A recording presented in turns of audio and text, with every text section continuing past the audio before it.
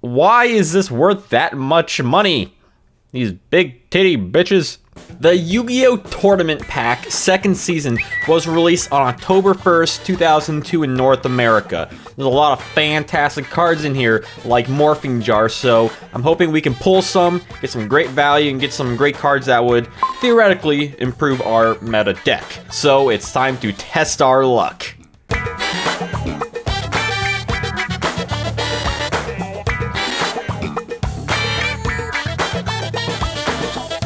Hey everyone, I'm Jesse from the Janjo Zone. Thanks for checking out this installment of the Yu-Gi-Oh! Test Your Luck series, in which I'll be opening up packs of the sets of the 2002 Yu-Gi-Oh! Set.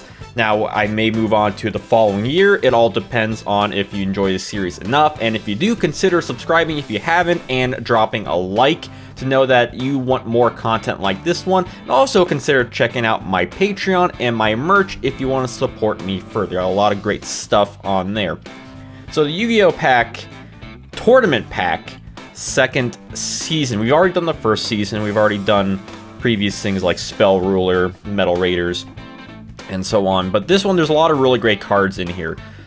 Because it's not a core booster set, we're only going to be opening up 5 packs in this one instead of the normal box, so I feel like that's pretty fair since the card pool is limited. This gets our card pool pulls a little bit more fair for us, so we don't pull 24 packs and it's like, oh, of course we got a Morphing Jar, which would be one of the big cards.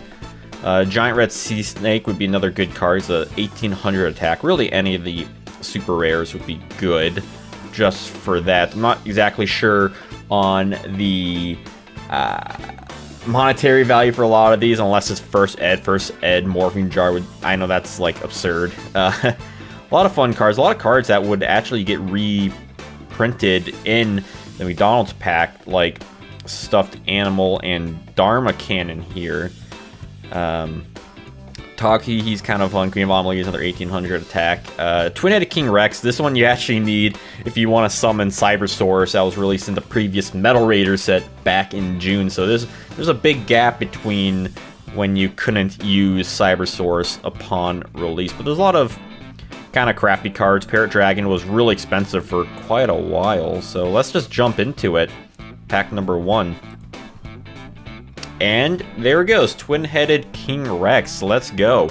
So now we could actually summon a Cybersaurus. I believe we did get a Cybersaurus and a Blast Juggler in my Metal Raiders video, if I'm not mistaken. Sky Dragon's kind of cool looking. It's like a furry dragon. Is that fur? Kinda, maybe. It's like a bird dragon. You know, the way it's left leg is over here, kind of looks like it's coming out of its mouth. A flying dragon with four wings. Wow, that's very, very cool. Though it is 6 stars for only 1900 attack. That is definitely not worth it, but 1800 defense isn't too bad. I guess, you know, it's like Gyakutenu Megami kind of in that regard. It's a dragon. So, I mean, maybe you could have some spice with this. Again, you don't really only use this card if you're running some sort of dinosaur deck, because it is a 4-star monster and is slightly, ever so slightly stronger than Yurabi. Ever so slightly. So, I mean, you could use it in a dinosaur deck, sure. It is the King Rex, and it has 2 heads. Too bad it can't attack twice. That would have been kind of cool. Or a twin-headed behemoth effect, but I guess that's for that card. Dancing Elf, pretty bad. 300 attack, 200 defense. Never gonna use that in anything. I mean, maybe, I guess in the TCG Modern, you could use like a 1-for-1 if you need something for a fairy. I don't know. Probably not. I'm sure there's better 1-star. There's a lot of weak fairy monsters. Pack number 2. Okay, we did get... Oh my god. You know, I was not paying attention with prices before, but looking at these... 25, 29, upwards of 30, 45... Look at that, it was like 30, 55. Oh my god, this is like $100 with these 3 cards right here. What the... Why is this worth that much money? These big titty bitches. Let's take a look at these cards. Queen of Amelie's, I was kind of like the 1800 attack. It's a plant monster, which you don't really see I also really like the art, the autumn look of it. It would have been fun if this card was in the Yugioh format. Made in the Moonlight, Rogue Doll exists, don't really need that. Exile Wicked, this could be good depending on the format, because it destroys all Fiend monsters on the field. Which is nice if you're facing against a Fiend deck, but oh my god, I mean, it's a super rare 45, goodness gracious. Another one, another $25 card. Oh my god, there's a Dharma Cannon. We'll see that in the McDonald's pack, surely, which I'm sure we'll actually do. Crawling Dragon number 2, another dinosaur with 1600, even though he is a crawling dragon. Because dragons are the same thing as dinosaurs, at least in One Piece they are, I know that. Another 1600 attack though, so I mean, at this point in Tournament Pack 2, you could make a decent dinosaur deck. Or, I don't know, decent would be the right word, but you could do like a Wasteland dinosaur deck. You could build a dinosaur deck by this point, I guess is what I'm trying to say. Alright, kind of just blowing through these. Not really like a ton of great notable cards. I mean, Morphing Jar obviously would be like the one big one we would want. I mean, there's some fun other cards that are kind of pricey, like this Mika Zukitsukana Nayaba. Some fun ritual monsters like Skull Guardian or Doku Rider. There's another one in the set. Maybe not. Warrior of Tradition Fusion. Like, there's not really any good cards in the set aside from Morphing Jar, because Giant Red Sea Snake is good, but a 7-color fish already exists at this point. So it's mostly just aesthetics for Tournament Pack 2 aside from that one Morphing Jar, which is kind of funny. Like the one card they would add on it. Garuzi's bad card, Turupurin. This is a funny looking. Now this and like Dharma Cannon are both like hilarious looking cards, and this is $15 right here. A strange one-eyed monster that can kill an enemy with a single stab of its spear, but only if it's weaker than 450 attack or, you know, defense or less than that. So not really. Kind of funny. A 2-star water monster. Barely looks like a water monster, but I guess it has the Team Aqua logo on it. Is that the Team Aqua logo? I don't know. Dharma Cannon has a dick cannon, I guess. A little scope. It looks pissed off. A monstrous creature. It feels kind of like inherent, whose body is lined with cannons that never miss their targets. 900 attack is much better, but unless you're playing some sort of like petite league, that should really be a thing, right? A petite league in Yu-Gi-Oh where you have to use monsters that are less than 1,000 attack. I feel like that'd be kind of fun. I mean, that's kind of like the 1999 OCG format a little bit, but I think it'd be fun to use just like vanilla monsters that are weak. I think that'd just be a really fun concept. Alright, last one. I'm really hoping for a Morphing Jar. I don't think we got any first eds, which is rather unfortunate, but that's okay. So I'm hoping for the Morphing Jar. No, man, yeah, we got Takui, which is another fun monster. I think this would be another card that would have been fun in the Yugioh format. It's a 1500 attack winged beast. So you could have made a deck with Skull Red Bird in that format if you really wanted to, honestly, but you can't. Like, there are just some cards I really want would be fun to have, like a mesh early 2002 format with Yugioh and the first 2 tournament packs. I think would have been a really fun format in theory, because you don't have the big adjustment that Metal Raiders or Spell Ruler had. You just had a couple small pool of rather not great cards, but it would have changed the format enough. And if you throw in like the DDS and Forbidden Memories promos, like, I think it could be a really fun format, because then you would have 2 other 1800 attack monsters in Queen of the Autumn Leaves and Giant Red Sea Snake. But yeah, I mean, it's not a great pull. I think it's funny that we got one spell card and actually we got all normal monsters, not a ritual or a fusion or any effects monsters. It's actually kind of funny. We got 3 Maiden Moonlights. I guess 2 Queen of Autumn Leaves isn't bad if we're just doing like sealed only stuff. But yeah, I mean, it's some interesting cards, like aesthetically speaking. They're really pretty. That's why I kind of love the tournament packs in that regard. But like looking at like some of these cards, like let's just take a look at these now that we're done pulling. Bulgarian Dokuo Rider. The other ones, Parrot Dragon. Water Magician, not Water Dragon. Alright, so Morphing Jar, obviously this is like the big card.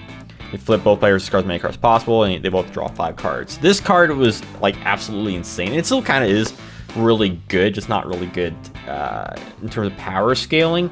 In terms of effect, it's good because it refreshes both players' hands. They send stuff to the graveyard, which obviously nowadays is really crazy, and they draw 5 cards. Now, of course, nowadays the problem is you don't want to give cards to your opponent, but if it was for yourself, it'd be great. And especially back then, when the game was a lot slower than it is now, it's crazy. It absolutely is crazy. And Dragon Seeker, when this card is normal summon, flip summon, sort one face-up dragon monster on the field.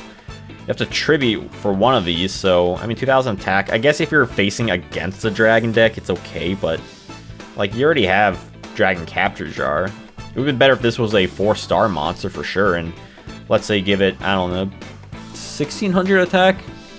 I think that'd be much better. You kind of cut it down a little bit. Giant Red Sea Snake, another 1800 attack water monster. So if you got a playset of this card, you could have a decent water deck. If you throw in 7-color fish, and then you have Umi in it, or really, since Magic Ruler was out by this point, you could have Umi Ruka in it too, so like, that's even more scary, if you think about it. This card, they actually recently reprinted this in the Kaiba collection, which actually just got this card. I ordered off a TCG player, non-affiliated. But this card is actually pretty pricey for quite a while.